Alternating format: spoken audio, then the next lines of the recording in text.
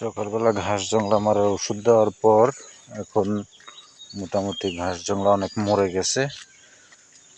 এখন আজকে বিকালবেলা দেখলাম যে এই গাছগুলির পাতার মধ্যে পাতা খাওয়া পোকা আক্রমণ করছে।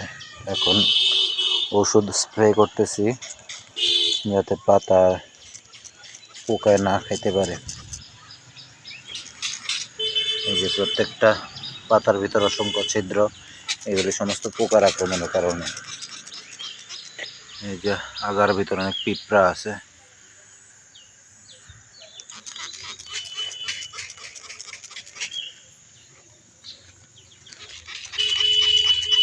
কত রকম যন্ত্রণা রে ভাই, চাষাবাদ করতে আসি বুঝতেছি।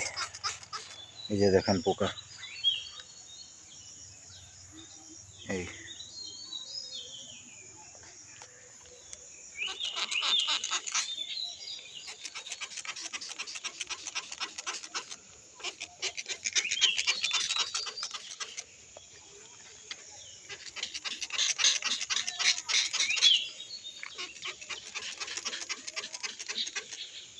এই যে আরেকটা পোকা।